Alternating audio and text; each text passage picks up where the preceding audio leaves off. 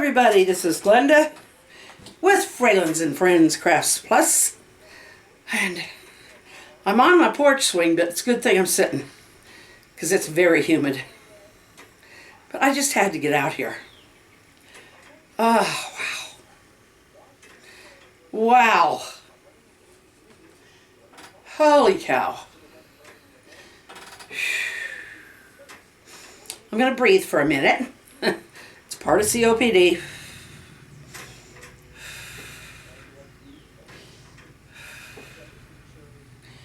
And the longer you have it, the less distance you go.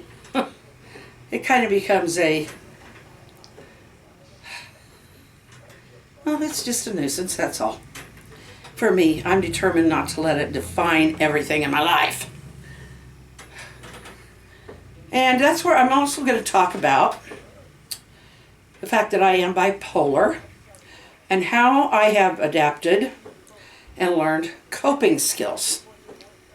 So we'll be back in a minute and we'll talk about kind of both, especially where they kind of run together, because pretty much everything in your health tends to run together.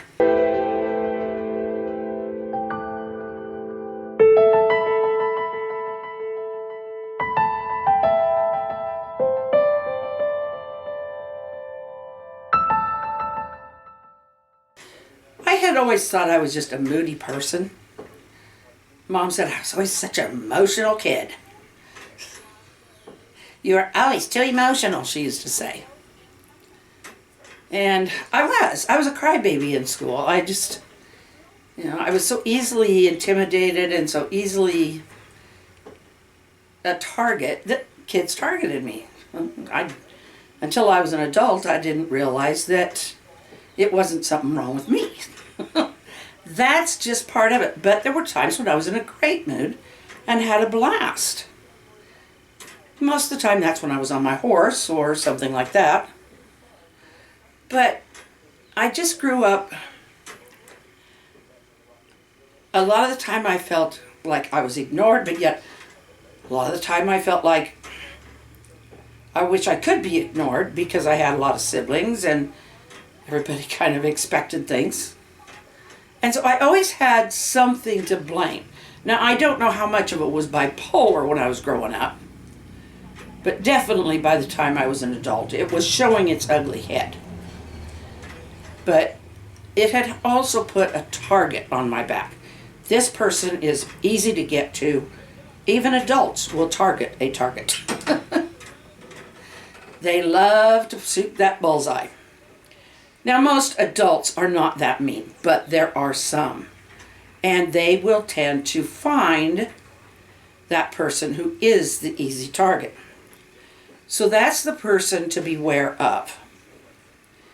If they are insisting that they didn't say something they said, if they're insisting that you did something that you didn't do, or just basically taking advantage, and you know that they are, but you can't seem to express it without them coming back at you and saying, no, you did this, you offered this, you said this. It's kind of a brain battle. And when you are unsure of yourself, as I was, it takes that last straw, or for me it did. It would take that last straw in a friendship, or in it could be a teacher, it could be a friend, somebody I had considered a friend or whatever. Once they found that weakness and they were able to capitalize on it, they would. So if you have, especially if you have depression, that's something to be careful of. If you have had childhood trauma that adds to that, then you definitely need to be on guard. Once I was diagnosed as bipolar, and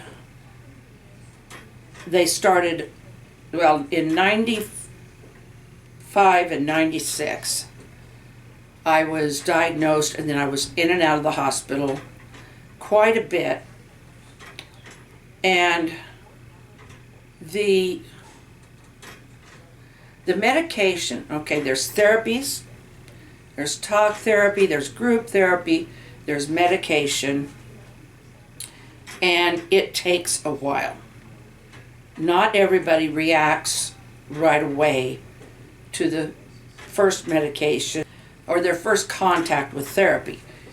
It takes a little while, but don't let that scare you off of getting it. I was in counseling for several years, and it took a few years to find out my particular medication regimen or of medications that was going to help stabilize my mood. Now, this is a warning, not that I want to encourage you not to take what the doctor prescribes and take it as prescribed, but also I just want you to be aware so that you know what's going on. Because when I reached that stable, what most people call stable, I wondered, where did my emotions go? It was strange. It was like, okay, I could get a little excited about something, and I could get a little blue. But where was all of this big excitement where I could take over the world, you know? Not that I would have, but you know, where I could just fix everything, everywhere. And where was this? I mean, I didn't miss the tunnel of sadness that I would go through, but I would punish myself in one way or another. Especially if I was in a depression, guilt was my big trigger. I mean, if a person could put a guilt trip on me, then I was like a worm. I was back. You know, I could have been on my belly emotionally. I just wanted to hide. You want to sleep. You don't want to take care of your hygiene because you just don't even want to get up to do it. Now, when I was working, I didn't really think about it because I was constantly on the move. And that probably helped me. My training as a nurse, because I was a nurse, and my training as a nurse helped me immensely because I could not let those extremes affect me on the job. Now, how did I control them? I don't know that I did. I think just the training I had, along with my upbringing in a Christian environment that had a structured environment, and I grew up on a farm where I didn't have to deal with a lot of people all the time, other than my very large family. But anyway, it's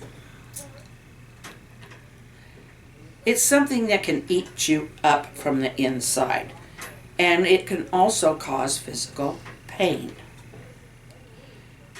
The first true anxiety attack, I mean, I'd had anxiety, but the first true panic attack came when I realized that I could not be that capable person who took care of everybody else again, or at least not at that time. And at that point, I was in a deep depression as well, and I actually developed chest pain on occasion, and I would get so tight, my muscles would get so tight. I would get stress anorexia.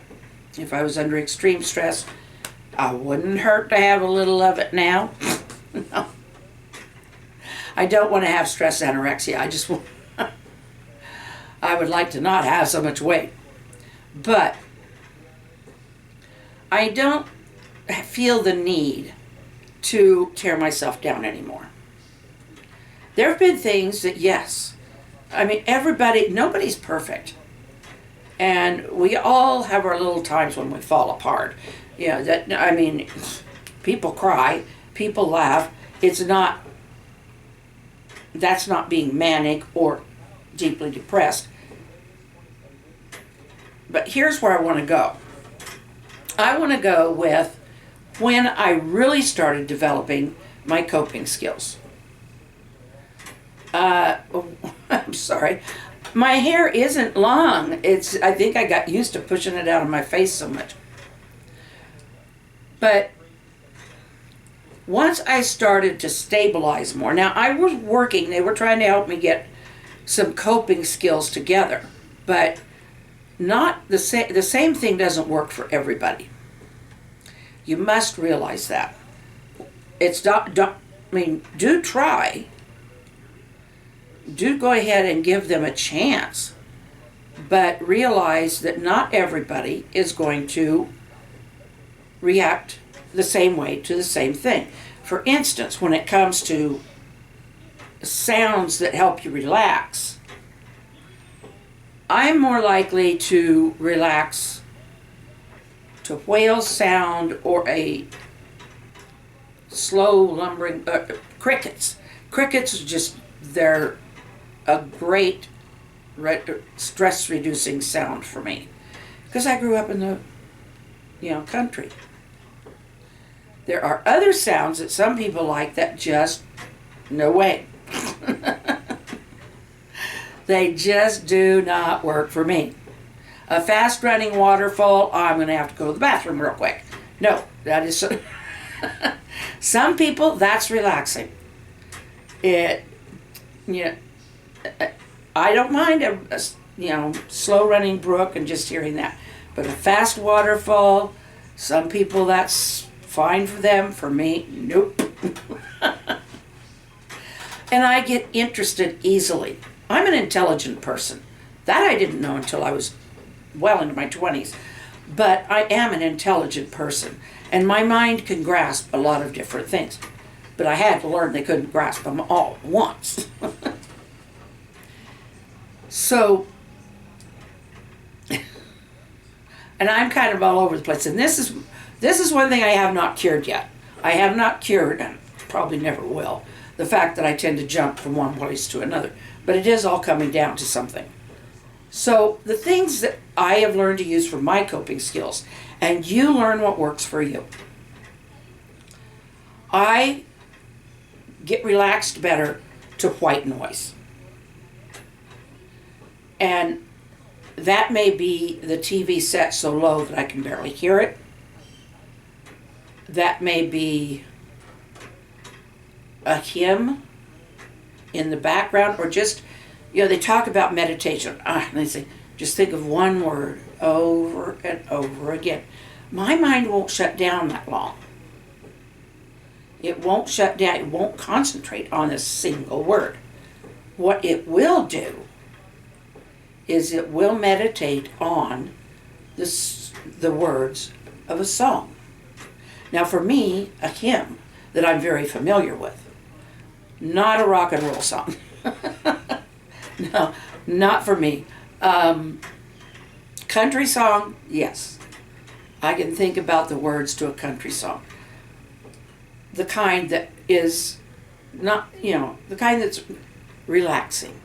I could sit and I can think of the words to Amazing Grace. And I'm just, I could just thinking of it right now, my shoulders just relaxed. With this, I'm sure you couldn't tell, but so that's one thing that is a relaxation.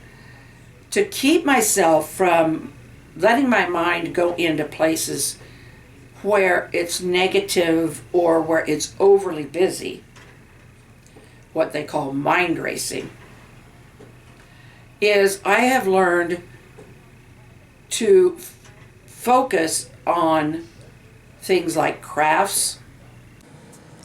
I'm going to have to stop here because I've already got this much in, and tomorrow I'll put up part 2 because there's another 10 to 15 minutes to go.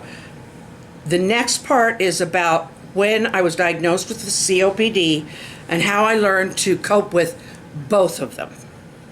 So please come back tomorrow. Thank you, and I will see you then.